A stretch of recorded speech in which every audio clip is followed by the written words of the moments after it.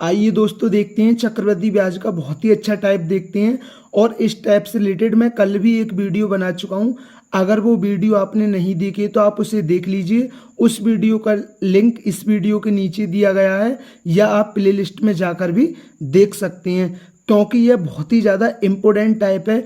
उस टाइप और इस टाइप में कुछ भी अंतर नहीं है, बस थ्योरी का अंतर है। बस एग्जामिनर उसकी थ्योरी अलग बना देता है, इसकी थ्योरी अलग बना देता है, लेकिन क्वेश्चन एक ही प्रकार के हैं। तो बस आपको पहचानना है। तो देखते हैं आज की वीडियो में। वीडियो का पहला क्वेश्चन है, जोसेफ ने 15 साल और 16 साल की अपनी दो बेटियों के नाम एक बैंक में कुल 52,500 जमा किए ताकि 18 साल की उम्र में उन्हें बराबर रकम मिल जाए। यदि बैंक वार्षिक रूप से चक्रवृद्धि होने वाला 10% चक्रवृद्धि ब्याज देता है तो जोसेफ ने अपनी छोटी बेटी के नाम पर कितनी राशि जमा की थी। बिल्कुल उसी प्रकार का क्वेश्चन है। अगर वो आपने कल वाली वीडियो नहीं देखी तो आप पहले उसे देख लीजिए। अब देखिए राशि कितनी है, वो राशि है 52,500। अब देखिए ऐसे भी मान सकते हैं जोसेफ ने अपनी दो बेटियों के नाम पर, एक है उसकी छोटी बेटी और एक है उसकी बड़ी बेटी। अब देखिए आप ऐसे भी कर सकते हैं कि छोटी बेटी का हिस्सा ए मान लिया तो बड़ी बेटी का हिस्सा क्या हो जाएगा 52,500 माइनस ए भी ले सकते हैं। लेकिन आप ऐसे लोगे तो कैलकुलेशन जैसे छोटी बेटी का हिस्सा ए ले लिया, बड़ी बेटी का हिस्सा क्या ले लिया 52,500 माइनस ए, तो ऐसे थोड़ी कैलकुलेशन ज़्यादा होगी। लेकिन आप कुछ देर के लिए छोटी बेटी का हिस्सा ए मान लीजिए, बड़ी बेटी का हिस्सा क्या मान लीजिए बी मान लीजिए, कुछ देर के लिए।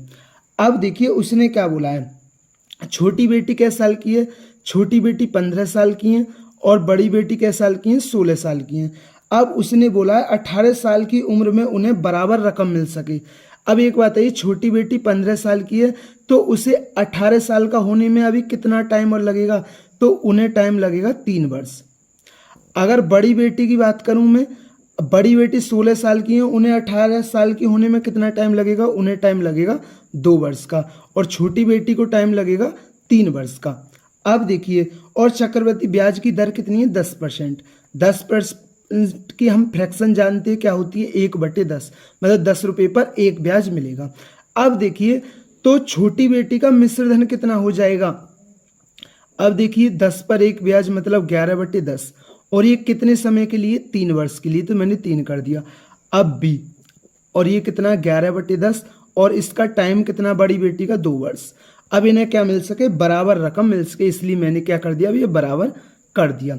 अब देखिए इसको मैं ऐसे लिख सकता हूँ, 11/10 की पावर 3 है तो मैं इसे ऐसे लिख सकता हूँ 11/10 की पावर 2 गुणा 11/10 की पावर 1। 1 को लिखो या मत लिखो, क्योंकि आधार समान होने पर गुणा में घातें जुड़ जाती हैं, तो 2 और 1 3 हो जाएगा। तो इससे ये कै बार कटा, ये कटा 11/10 की पावर 1 से। तो 11/10 की पावर मान का 11/10 की पावर 1 का मान तो 11/10 ही होता है, बराबर कितना है बी। तो ये कितना आ गया 11a बराबर 10b। तो यहाँ से a/b कितना आ गया, वो आ गया 10/11। अब देखिए मैंने ए क्या था छोटी बेटी का हिस्सा था, बी क्या था बड़ी बेटी का हिस्सा था। देखना हमारे पास दोनों का हिस्सा कितना है। आप कहोगे हमारे पास दोनों का हिस्सा 11 यूनिट है, लेकिन क्वेश्चन में कितना है, क्वेश्चन में 52,500 कितना है, क्वेश्चन में 52,500। तो देखिए 1 की दूनी 42, 10 बचा 1 की पंजे 105। उसने क्या पूछा है हमसे, छोटी बेटी का हिस्सा। आपको ये ध्यान रखना है, जब एक बताओ 15 साल की तो ये छोटी होंगी, और जब वो 16 साल की तो वो बड़ी बेटी होंगी। अब देखिए उसने क्या बोला है हमसे कि छोटी बेटी का हिस्सा, तो छोटी बेटी का हिस्सा क्या माना था हमने ए। 1 यूनिट का मान कितना 2500, तो 10 यूनिट का मान कितना होगा, तो आप कहोगे 10 यूनिट का मान कितना होगा 25,000 होगा। तो छोटी बेटी का हिस्सा, छोटी बेटी के नाम पर कितनी राशि जमा की थी, तो इसका आंसर क्या होगा 25,000। अगर बड़ी बेटी के नाम पर पूछ रहा तो कितना हो जाता 11 पंजे 55 और 11 दूनी 22 5 27, तो बड़ी बेटी के नाम पर हो जाता 27,500। अगर वो आपने कल वाली वीडियो नहीं देखी है तो पहले आप उसे देख लीजिए, जिससे ये आपके टाइप और अच्छी तरीके से क्लियर हो जाए। अब इस टाइप का एक और क्वेश्चन देखते हैं जिससे ये टाइप आपके और अच्छी तरीके से क्लियर हो जाए, क्योंकि कल वाली वीडियो और ये आज वाली वीडियो बहुत ही ज़्यादा इम्पोर्टेंट होने वाली है। तो देखते हैं इस टाइप का नेक्स्ट क्वेश्चन है। एक व्यक्ति अपनी दो बेटियां जिनकी आयु 24 वर्ष और 28 वर्ष है के बैंक खाते में 8,425 रुपये का निवेश इस प्रकार करना चाहता है कि उन्हें वार्षिक रूप से चक्रवृद्धि ब्याज की 33.3% की दर से 40 वर्ष की आयु होने पर समान राशि मिले। बड़ी बेटी का हिस्सा क्या है? अब देखिए धन कितना है, आप कहेंगे धन है 8,425 रुपये का। एक है छोटी बेटी जिनकी उम्र कितनी है, आप कहेंगे जिनकी उम्र है 24 वर्ष, और एक है बड़ी बेटी, तो आप कहेंगे जिनकी उम्र कितनी है, क्वेश्चन में 28 वर्ष है। भाई जिसकी उम्र कम है वो छोटी होगी, जिसकी उम्र ज़्यादा है वो बड़ी होगी।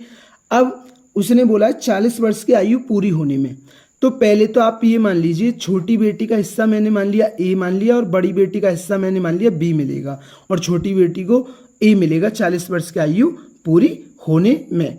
अब देखिए अगर इनको 40 वर्ष की आयु पूरी होने में कितना समय लगेगा, 40 वर्ष की आयु पूरी होने में, तो इनको 16 साल का समय लगेगा, क्योंकि ये अभी तो ये 24 साल की हैं, और इन्हें टाइम कितने का लगेगा, 28 साल की हैं, तो इन्हें 12 वर्ष का समय लगेगा।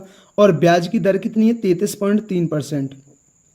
33.3% का मतलब होता है 100/3%, और परसेंटेज की 2 जीरो, तो ये कितना आ गया 1/3, मतलब 3 पर 1 ब्याज मिलेगा, हमें 3 रुपये पर 1 ब्याज मिलेगा। अब देखिए इसका मिश्र धन कितना हो जाएगा 16 वर्ष का, तो ये कितना आ गया 3 पर 1 ब्याज मतलब 4/3, और ये 16 वर्ष, और ये कितना आ गया 20 हिस्सा है इनका, और 4/3, और ये कितना 12 वर्ष। और उसने बोला 40 वर्ष की आयु होने पर उन्हें बराबर रकम मिल सके। अब देखिए इस 4/3 की पावर 16 को मैं ऐसे लिख सकता हूँ 4/3 की पावर 12 और गुणा 4/3 की पावर क्या लिख सकता हूँ मैं 4, क्योंकि 4/3 की पावर 16 है और 4/3 की पावर 12 है, तो क्योंकि आधार समान होने पर गुणा में घातें क्या होती हैं, जुड़ती हैं। 4/3 की बार 12 और ये गुणा 4/3 की बार 4 है। आप इन्हें आधार समान है गुणा में घातें जुड़ जाती हैं, तो 12 4 16 ही आ जाएगा, 4/3 की बार 16 ही आ जाएगा। या आप ऐसे भी कर सकती हैं, ये इधर जाके काय में जाएगा, भाग में जाएगा, और हम जानते हैं आधार समान होने पर भाग में घातें घटती हैं। 16 में से 12 घटेगा तो कितना बचेगा 4, तो 4/3 की पावर 4 ही आ जाएगा। तो ये इससे कितनी बार कटा, आप कहेंगे 4/3 की बार 4 ही बार कटा, तो ए। और हम जानते हैं 4 की पावर 4 का मान कितना होता है 256, और 3 की पावर 4 का मान कितना होता है 81, और बराबर कितना है बी। अब देखिए ए बटे में बी निकाल लेता हूँ, ए बटे में बी निकाल लेता हूँ, तो ए का मान कितना है, ए का मान है, आप कहेंगे ए का मान कितना आएगा, ए का मान 81 आएगा, और बी का मान कितना आएगा 256 आएगा, बी का मान कितना आएगा 256 आएगा। या आप ऐसे निकाल सकते हैं, जैसे ये क्या है 256 ए है, 256 ए बराबर कितना हो जाएगा 81 भी, तो बराबर में एक दूसरे के मान होते हैं। ए का मान क्या है 81 है, और बी का मान क्या है 256 है, क्योंकि बराबर में एक दूसरे के मान होते हैं। तो ए का मान आ गया 81 और बी का मान कितना आ गया 256।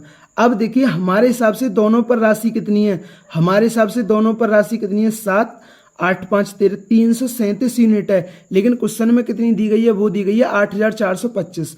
तो 337 की वैल्यू कितनी है 8425 है। अब देखिए इसे 337 से काट दीजिए, 337 दूनी कितना होता है, ये होता है 674 होता है।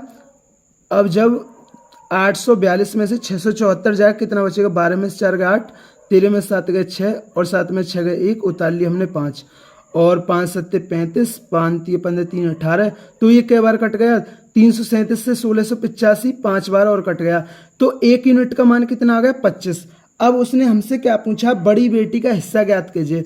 बड़ी बेटी का हिस्सा ज्ञात करना, बड़ी बेटी का हिस्सा क्या था बी, बड़ी बेटी का हिस्सा क्या था बी, तो हमें बी का मान निकालना है। अब देखिए हमें बी का मान निकालना है, गुणा कर दीजिए आप, 25 छक्के कितना होता है 150 की 0 हासिल लगा 15, 25 पंजे 125, 125 और 15 कितना होता है 140, हासिल लगा 14, 25 दूनी 50 और 14 कितना होता है 64। तो बड़ी बेटी का हिस्सा कितना है? बड़ी बेटी का हिस्सा है 6400 रुपये। बड़ी बेटी को 40 वर्ष की आयु होने पर कितना रुपया मिलेगा? तो वो मिलेगा 6400 रुपये। अगर दोस्तों हमारी दोनों वीडियो अच्छी लगी हो तो हमारे चैनल को जरूर सब्सक्राइब करें।